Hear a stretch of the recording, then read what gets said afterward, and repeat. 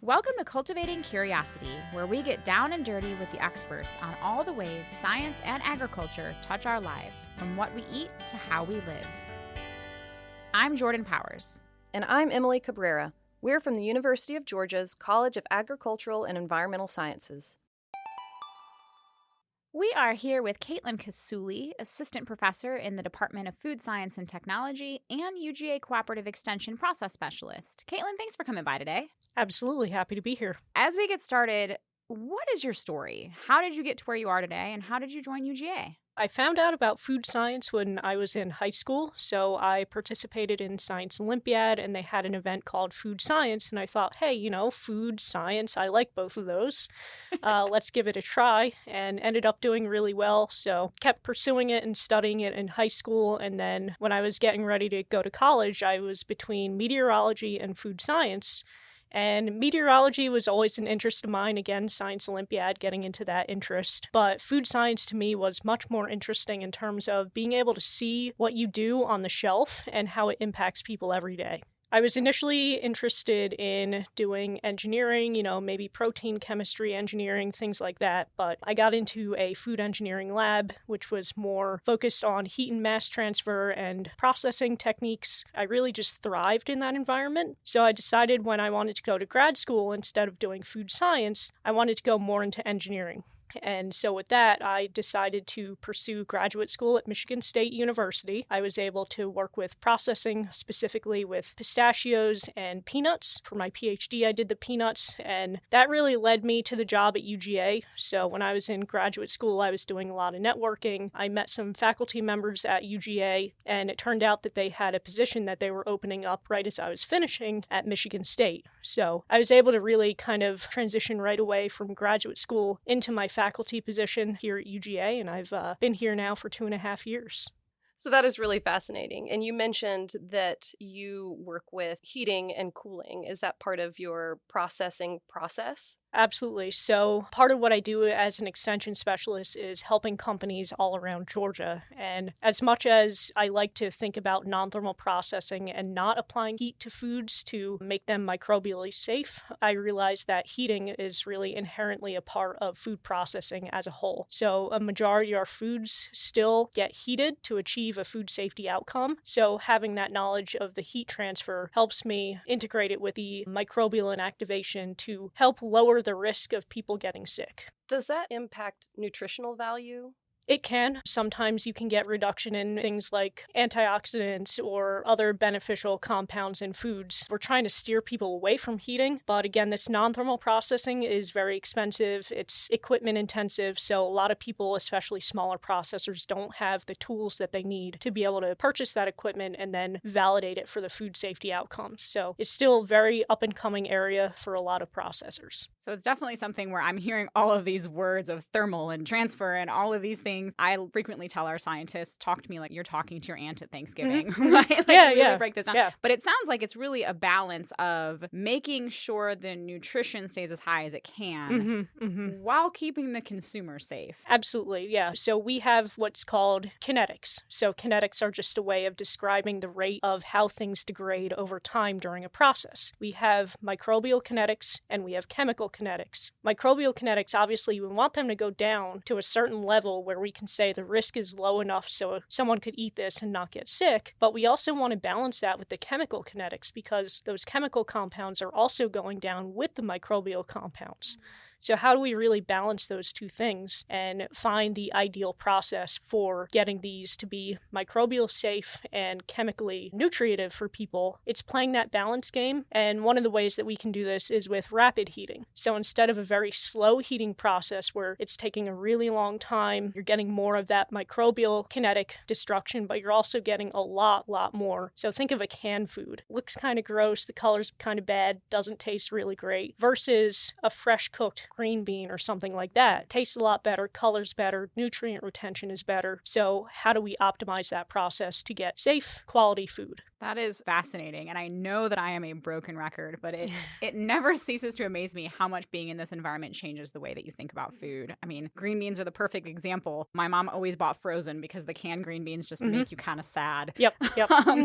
But never really thinking that there are scientists behind that and making those things happen, which is just incredible. And one of the things you just touched on was helping those producers, and especially those smaller producers across the state. We know that you are involved with the newly launched Value Addition Institute for Business Expansion, or VIBE. What is this initiative and how will it benefit growers in Georgia? VIBE is our effort of bringing farmers into value-added markets. So instead of selling their produce as fresh, how can they convert that into a food product that's preserved and can be on the shelf for sale for consumers? We see that value-added production is as much capital and labor-intensive it can be sometimes. It's much, much more profitable than just fresh sale. The other advantage is you can use product that wouldn't be intended for fresh sale and make that into a value-added process. So think about a pickle, a cucumber that might not be pretty enough. Maybe it has bad coloring or it's shaped in a way that people don't want to buy off the store shelf. You can chop it up, make it into relish, and then you can sell that as relish at much, much higher price than it would be as a cucumber. So really helping these processors navigate what can they use, how can they use it, helping them with the product and process development part of it, and then really linking them up with other Georgia resources to fill in the gaps where we don't know what we're doing, quite frankly. So I am not an expert on writing a business plan. So I'm going to send them to somebody who knows how to write business plans. I don't know anything about finances. I'm not going to claim to do anyone's finances. So we have people that can help farmers with that aspect of it as well. So really creating those opportunities for them to think about going into value-added processing and then bringing in every piece that we have in Georgia to support that effort. It sounds like there's a lot of room for increasing your own collaboration across campus. And we also know that Food Pick, the Food Product Innovation and Commercialization Center, is down in Griffin, and we can link in the show notes to Food Pick. Do you work with faculty and staff in Food Pick and connecting growers down there? So we're really in the beginning stages of the VIBE grant, but we eventually see that if processors have product that they want to make and they really want to scale up very quickly, then that would be something that Food Pick would handle for them. Food Pick has a lot of capabilities. They can do canned foods, they can do fluid foods going through aseptic processing, which is, again, high heat, but very quickly heating up so you retain the quality a little bit better than just regular pasteurization process where it's heating a little bit slower. So they really have the hands-on ability to bring in some of these advanced technologies and the greater processing capacity for smaller processors looking to take that next step. That is incredible. And we did an episode with Kevin Meseval, who is part of Food Pick, as well as the VIBE initiative. So we will be sure to link to that episode in the show notes because he talks a lot about that value add and revolutionizing food products, which is, it's just fascinating and an amazing opportunity for Georgia's growers to increase their revenue and kind of diversify what they're able to offer. And then at the end of the day for consumers, change up what we get to see on store shelves, which is really exciting. I'll also throw out there that Dr. Carla Schwann, which you mentioned, she did another interview. She's also part of the VIBE grant. She's going to help us out a lot with connecting with the facts side of things. When Caitlin says the facts side of things, she's referring to the University of Georgia College of Family and Consumer Sciences, or FACS. FACS promotes well-being through science-based programs in financial planning, housing and consumer economics, human development and family science, nutritional sciences, and more. Many faculty within FACS also have appointments within UGA Cooperative Extension to provide training, disseminate research-based publications, and link individuals, families, businesses, and communities in Georgia to university faculty and resources. We'll add a link in the show notes. Where people are producing at home and maybe they want to take that home-based product or cottage food and move it into manufactured foods and look into program assessment and things like that for VIBE. So another valuable part of our team. Absolutely. Look at us go. We've know. got the whole VIBE initiative right here on the podcast. I love it. You mentioned processors, and it occurred to me that a lot of times when we talk about like food to table, or we talk about some product being grown in the field, we kind of jump straight to the consumer. But you've mentioned processors. there's that middle ground. There's that middle person that takes that raw material, does something with it, and really takes a lot of input from the growers and from the consumers to make it something. Can you talk a little bit about your collaboration with processors as well? Yeah. I mean, you've just defined food science right there. It's the science of taking the things that we grow and getting them into a form that the consumers want. And a lot of times processing is a lot of little steps along the way. So you might have, say, wheat coming in from the field, someone turns it into flour, someone purchases that flour, makes it into bread, and then maybe someone buys that bread and makes sandwiches for a retail outlet or something like that. So processors come in all shapes and sizes, all steps along the supply chain, but a lot of the work that I've done with processors has been thinking about their processing techniques. So the thermal process. Someone gets in a bunch of produce, they want to make salsa or barbecue sauce. How long and how hot do they need to heat that up to get it to be shelf stable? You know, not only in terms of does it look good and taste good, but is it safe for consumption? Well, switching from your research program in food science to your extension efforts in beverages, we know that you also focus on brewing science. How does this tie into your overall extension program?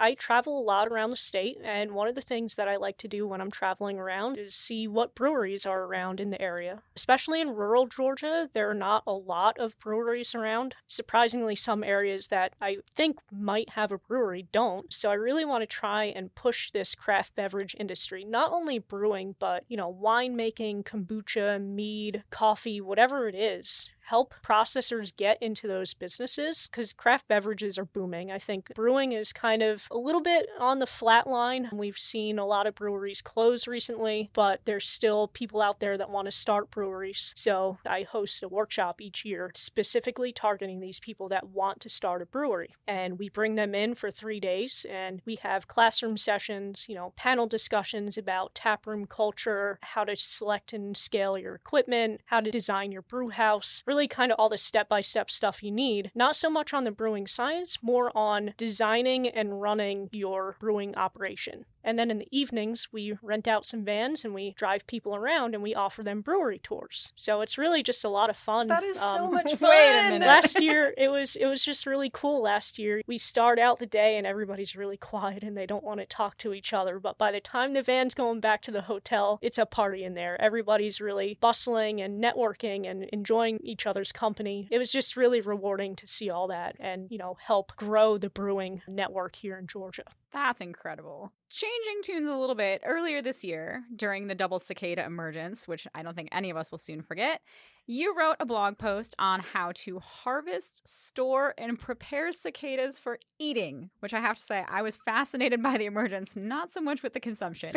We will link to that blog post in the show notes, but tell us how you got interested in edible insects. The last cicada emergence, it was either in 2020 or 2021, and I was in Michigan at the time and driving down to visit my parents in North Carolina, and I went through West Virginia, and I camped overnight. I just remember the next morning walking out and seeing all these cicadas everywhere. It was just like the most unreal thing I've ever seen. I think at that point I had heard of the idea of eating insects and the cicada emergence that was forthcoming at the time. And one of my advisors, Don Schaffner at Rutgers University, had a student from Princeton High School in his lab over the summer, and he was doing things with edible insects as well. So I was like, oh, this is really cool. Let's collaborate. Let's talk about this. I never really got the research program off the ground that I wanted to do, more science around the food safety aspects of edible insects, but I thought that this double emergence seemed like the perfect opportunity to spread some of the knowledge, some of the literature review, and some of the experiments that this high school student had done, now an undergrad at Cornell, just to spread that knowledge to Georgia and really kind of catch people's eye and make them think about protein in a different way. Insects contain a lot of great protein, and the cicadas were all over the place, so it's almost like getting a free steak, but maybe not quite,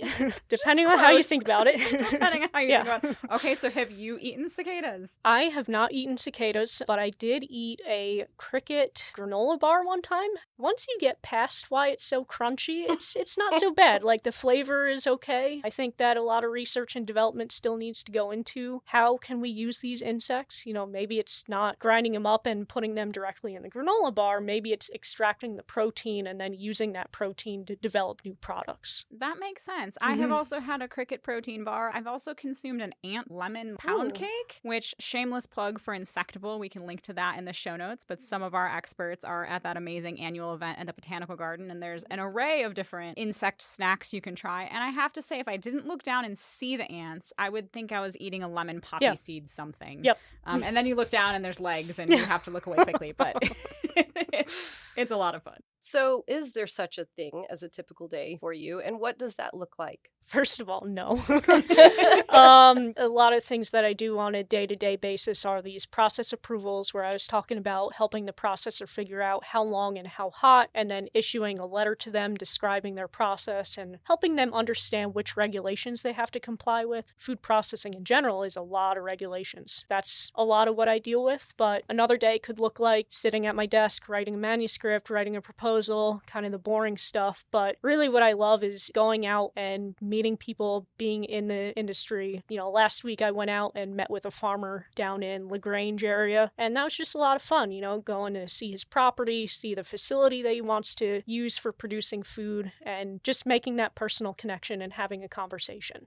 It all just goes back to being such an incredible resource for the growers and the processors in the state. We also know that you're involved in the Flavor of Georgia food product competition. And we did a wonderful episode with Laurel Dunn on that. So we will link to that in the show notes as well. So I think it was fascinating to hear that your interest in food science kicked off in high school. I don't think many people can say that they're doing what they wanted to do when they were a kid. But here you are doing it. So for those people who may be in high school or maybe even in undergrad saying, what do I want to be when I grow up? Why should somebody study food science and technology? Kind of the reason I got into it is it's very hands-on. You get to see what you're doing. So my journey in food science started out in a food micro lab where I was doing like a lot of DNA extraction and stuff like that. It just really did not spark my interest because I couldn't see DNA. You can't see what's going on, so you really don't know whether it's successful or not. But if you're making a food product, if you're making it on a large scale and you're processing it, you can see what it looks like going in, and then you see what it looks like coming out. And that to me is just very rewarding and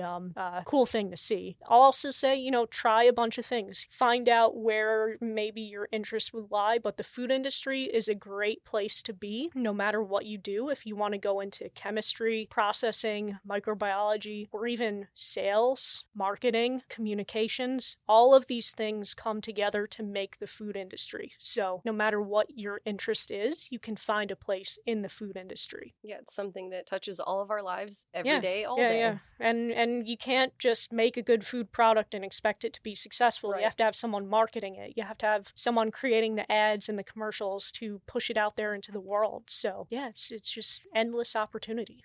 That's inspiring.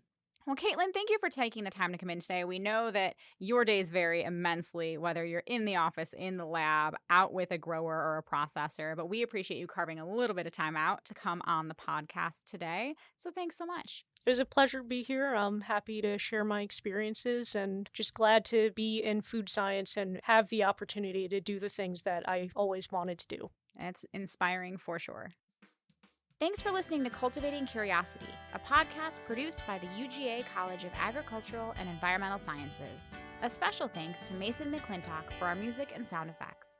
Find more episodes wherever you get your podcasts.